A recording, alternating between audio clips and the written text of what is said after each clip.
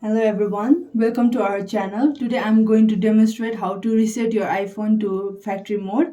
Before we begin, it's crucial to back up your important data to iCloud or your PC or Mac. Let's start by showing you how to back up your iPhone to iCloud. At first, open Setting, then go to your profile, then go to iCloud. Here you can see your available apps which you want to back up, and if you have enough space you can go to iCloud backup where you can back up this iPhone.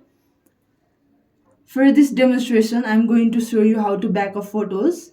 So click on photos and then you can see sync this iPhone. Click on it.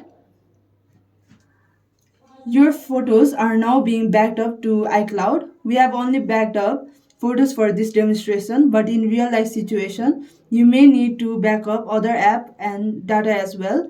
Before proceeding with factory reset, make sure to back up everything you need. And finally, for more comprehensive backup with more storage space and cost-free option, I recommend you to use your PC or Mac. Once your backup is complete, we can proceed to reset your iPhone to factory mode. Let's move on to your iPhone screen and go to Settings, then go to General, scroll down, and then go to Transfer or Reset iPhone. Then go to Erase all content and settings. Then click on Continue. And you will see your pop-up message that says erase iPhone. By pressing erase iPhone, your all information will be deleted and your iPhone will return to factory setting. And that's it. Your iPhone is now in factory mode. You can restore your data from your backup or use it up as a new iPhone.